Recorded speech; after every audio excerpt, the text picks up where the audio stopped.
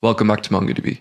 I'm Tim Kelly, and in this video we're going to learn how to deploy a Java Spring Boot microservice to Azure Kubernetes Services. So before we begin, there's a couple things you need to get started. First is a MongoDB Atlas account, and you're going to have a cluster set up with the MongoDB sample data loaded. Next, a Microsoft Azure account with an active subscription. For this tutorial, we're going to be using Azure CLI, although you can do all of this using Azure PowerShell. Next, we're going to need Docker. This is for creating our containers and our images for our microservices.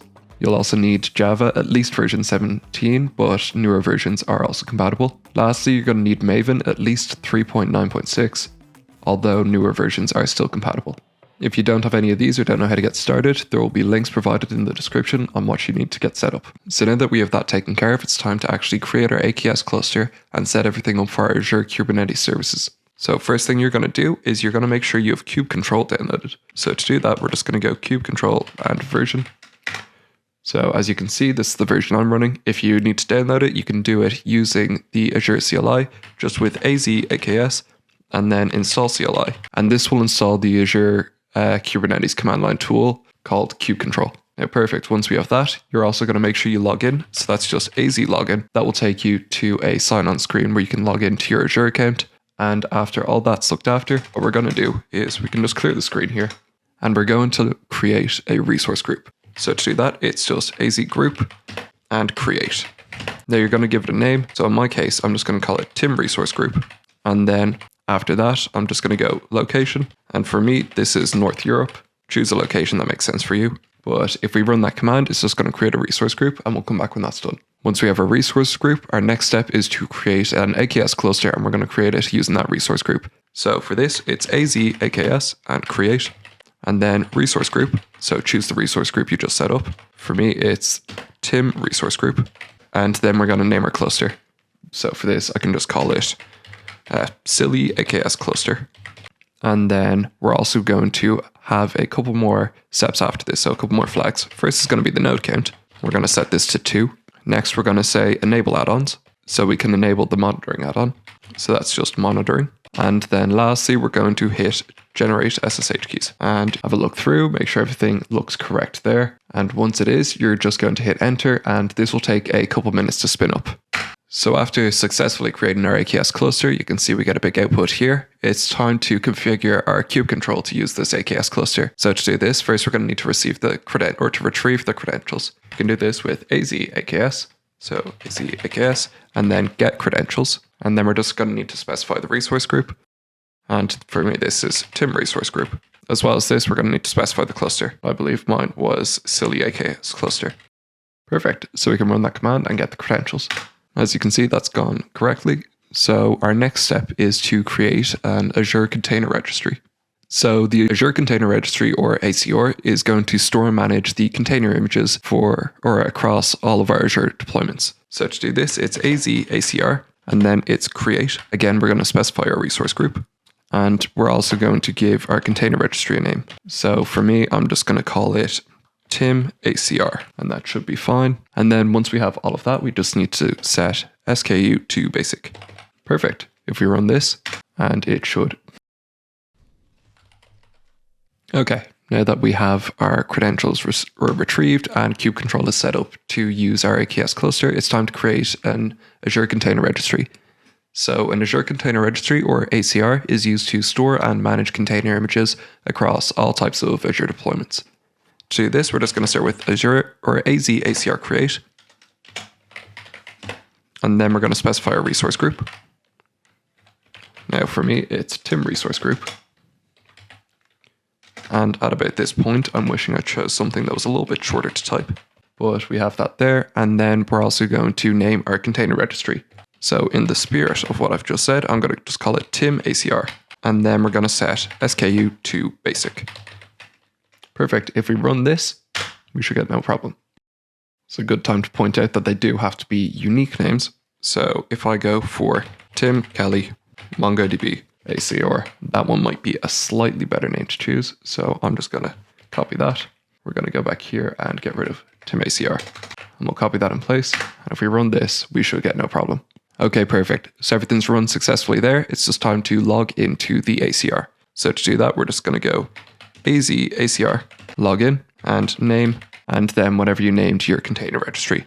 So in my case, Tim Kelly, MongoDB, and then ACR. So login succeeded. Make sure you do have Docker running on your desktop just to avoid any error codes. And now that we have all of this taken care of, it's time to actually containerize our microservice application. So now that we have our container registry set up, it's time to actually containerize our microservice application. So if you go to the GitHub repo I provide in the description, you'll see basically 3 microservices: a movie catalog, a reviews, and a user management. These 3 services allow us to write reviews for the movies that are stored in the sample MongoDB collection. So the purpose of this microservice demo is to allow you to write reviews. We'll verify that the user writing the review exists and that the movie you're writing a review for exists in the sample movie collection. There's not too much to pay attention to in the repository. I will show you one thing. So you'll see in the reviews controller, what we have is when we want to add a review, it will verify the user, it will verify the movie ID. And the way it does this using Azure Kubernetes Services is you're able to use this shorthand just for recognizing these services.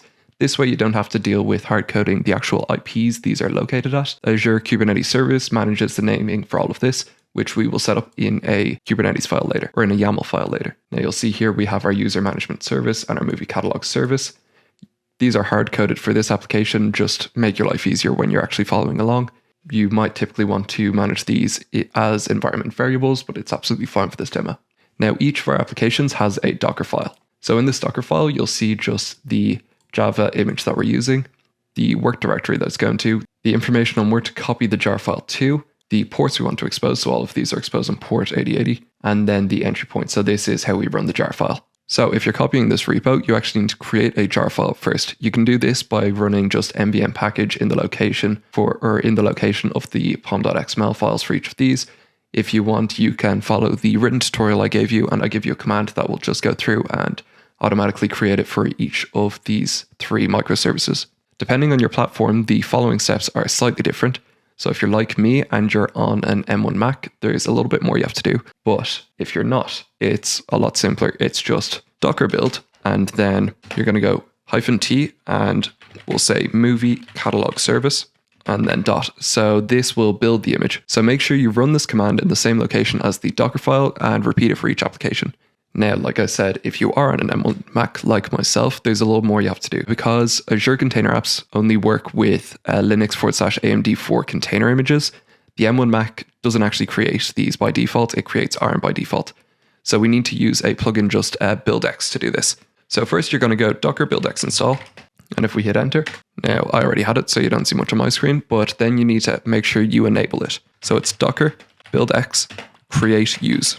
And if we run this command, you'll get the name of a random container that it creates that you'll be using to create these images. So now that you have this, the next step is to actually navigate to where your Docker files are located, and then we're going to create the images. So if I navigate to where my images are, so from here, what I can do is I can just cd into, let's go for a movie catalog. And what I'll do is I'll make sure we're using docker buildx like we were before, just because we're in a new terminal technically. Yep, perfect. And we're going to go docker and then buildx build. And then it's going to be -- platform. And then we're going to specify the platform we want to build for.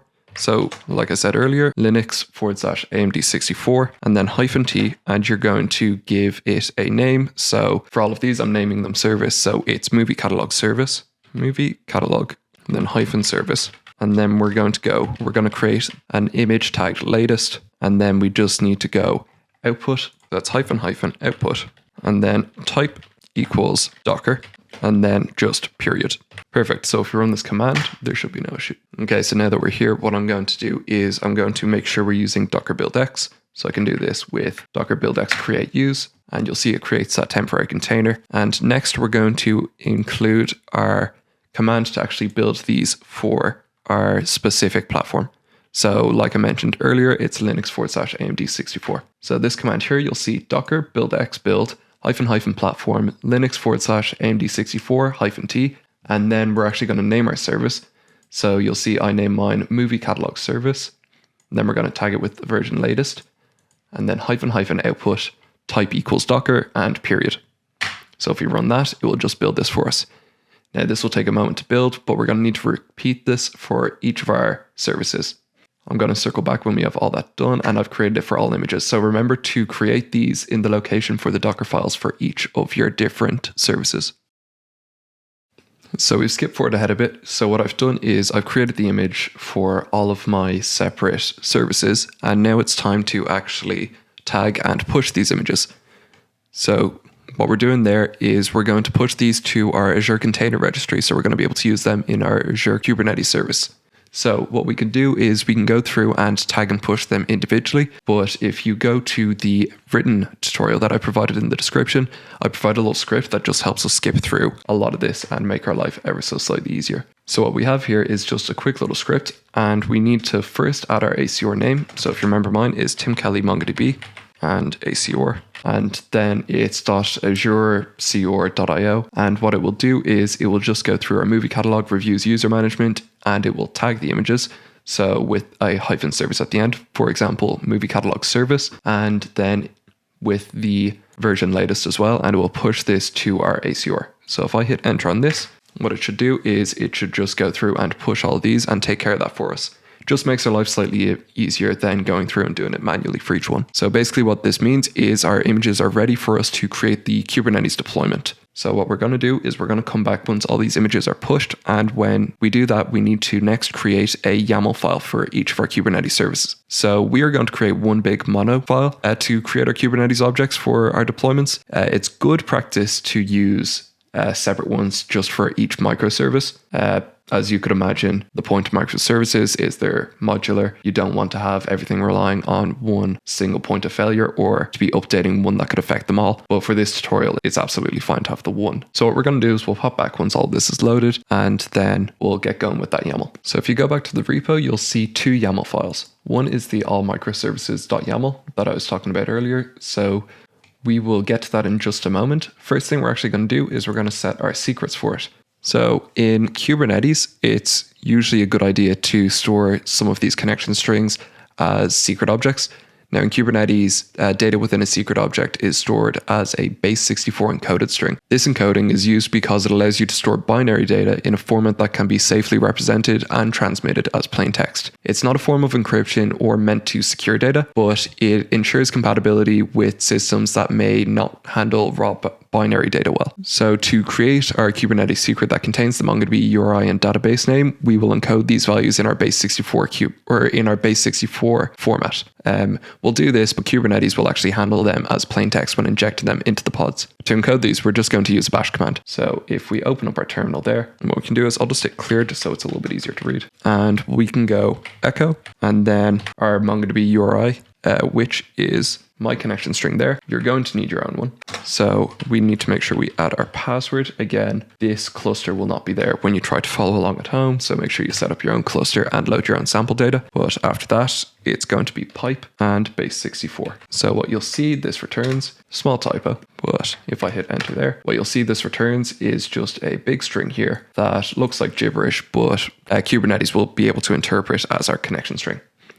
So if we take that and we copy it into our MongoDB URI, there we go. And then same thing again. If we do that for our database name, so if I go, and I actually have the command here ready, but our database name in our case is just going to be movies, make our life simple. And if we just hit enter, you'll see a much simpler string to copy. But if we take that and put it down here, now we have our base encoded database name.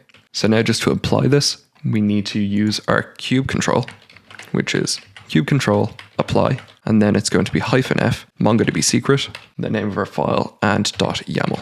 Perfect, our secret was created. So while base64 encoding doesn't secure the data, it formats it in a way that's safe to store in the Kubernetes API and easy to consume from our application running in the pods. So because our application will require the images stored in our ACR, if our ACR is private, which it will be by default, you'll need to ensure that your Kubernetes cluster has the necessary credentials to access it. You can achieve this by creating a Kubernetes secret with your registry credentials and then using that secret in your deployments. So the next step is to create a service principal or use an existing one that has access to your ACR. This service principal needs the ACR pull role assigned to it to be able to pull images for the ACR. I will show you how to look after all of this. So what it does, so what we're going to do is we're going to just need one command here, and that is, I can paste it into the terminal here, and then we'll replace it with our actual credentials in a moment. So this is azadsp create for or BAC. Now to do this, we're going to need to provide it with the service principal name. So this can be any unique identifier we want to give the service principal. We're going to need an ID for our subscription. So if you want to actually get that, what I can do is I can just clear that. And then you can just go AZ account show, and then it's just -- query, and then ID -- output, and then TSV. And that will give us our information that we need for the subscription ID. We want to use the same resource group everything was set up in. So if you remember from earlier, my resource group was just called Tim resource group. And you also need the Azure container registry that your images are stored in. So we'll come back when I have that all typed in.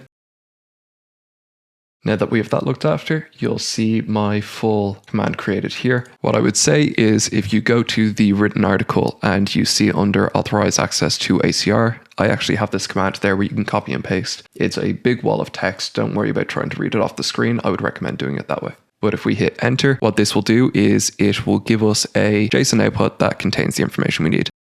Perfect. Now, of course, I'm going to have my password and tenant blocked out here. So editor, can you block out password and tenant there? Perfect. So when you have that, the important things are the app ID, which is your service principal app ID, and the password, which will be your password for the service principal. You're going to need this when you're giving access to your Azure Kubernetes.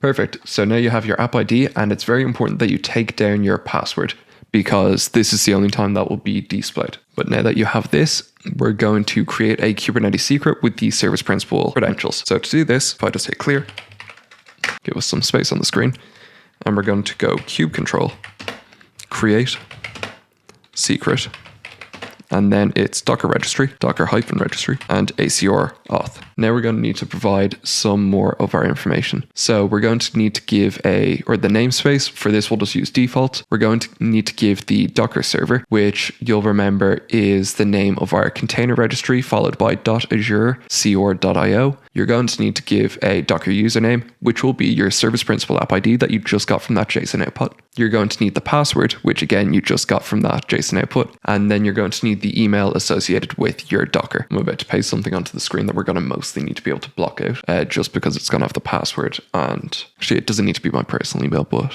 yeah, it will just be the password blocked out here.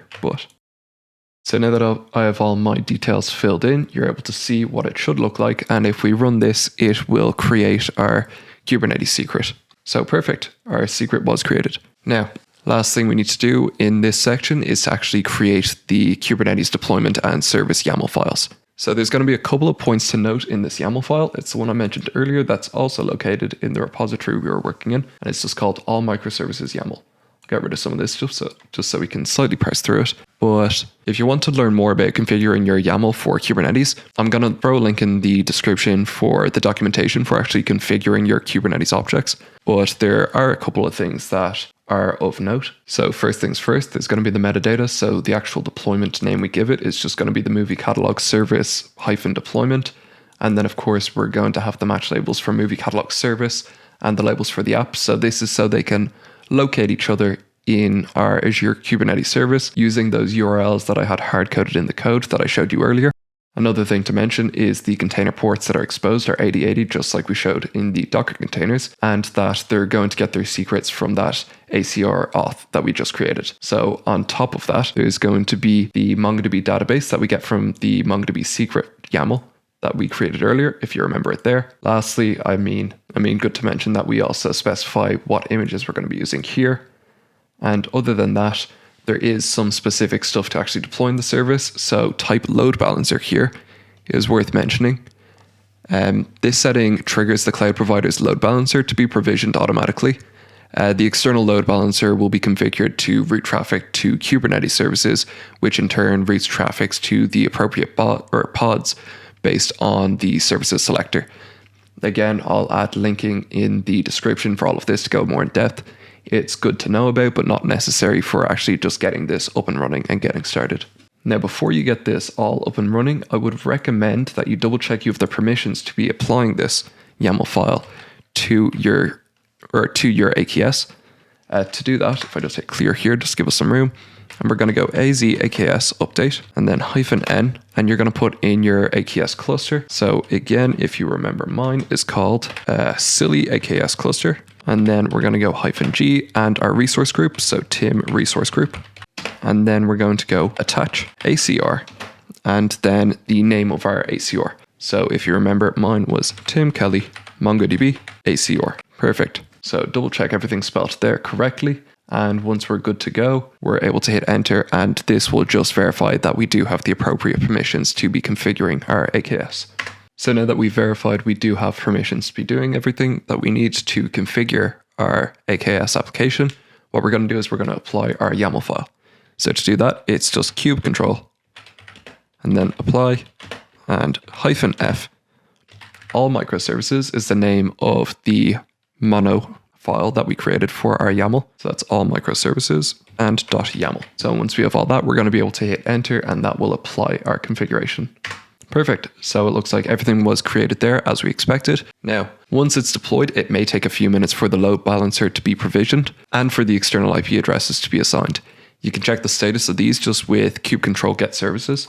So if I paste that in there, you'll see there, we just have the user management service is still pending that external IP. And once everything has been deployed, we can just make sure our services are running with kube control get pods. So if we run that again to see if everything's been provisioned, yep, perfect. We have all our external IPs, you can see there. If we popped that into a browser followed by the endpoint for one of our APIs like the get, you'll be able to see what we're expecting to see with those services. So now that those external IPs have been configured, we can check to see if our services are running with kubectl get pods. I have a small error in the code that I need to address for everyone following along at home. So if you remember where we're getting our image from earlier, it's hard-coded currently in that YAML file to be timconreg. Now, this is the name of a container registry I was using for testing. Make sure when you're following along, you replace that with the name of your ACR, basically where your image is located. So there's 3 locations in this YAML file that you'll need to change. Once you do that, you'll be able to just Control F, change those, and then running kube control get pods, you will see that everything is running. You'll just need to apply the YAML file one more time with that kube control apply that we did earlier. So you'll see that there, and everything is running appropriately. So here we have our sample database. You'll see we have comments, embedded movies, users. So if we look at our movies here, and we're going to look for one of the object IDs. So let's say this object ID here. These are what we're going to be sending along with our review post request to verify the movie exists. And similarly, again, for the users, if we go here, there's an object ID assigned to each user. And we're going to send one of these along with our request so it can verify the user exists. Now, one thing you will note is there is no reviews collection as of yet. With MongoDB, you don't need to specify a collection exists before you try to communicate with it. If you insert data into a collection that doesn't exist on the first write, it will create that collection. So you'll see here on the screen, what I have is a sample post request. Now what this does just with curl is it communicates with that external IP that's associated with our reviews API. It specifies the content type in the header, so it's type JSON that we're sending over, and then it's got a movie ID for a movie and a user ID. So if we send this, what we should do in just a moment once that works correctly is we should get a confirmation that everything's gone through. We'll wait for that. And when we're back in our database, you will see a new collection has created, and we have a document created with a randomly generated object ID, the movie ID we gave it, and the user ID, as well as the arbitrary rating we gave for whatever movie we were reviewing. Now, this is a very bare bones application that it just allows us to demonstrate how these different applications can communicate in Azure Kubernetes Service. I invite you to build upon it, create your own applications based on this, and let us know what you're doing in the MongoDB community forums. Thanks for watching. If you found this tutorial helpful, make sure to leave a like and share the video with your friends. If you want more content on MongoDB, subscribe to our channel or head over to our Developer Center. And make sure to check out the description below for links to any of the code we use or useful guides.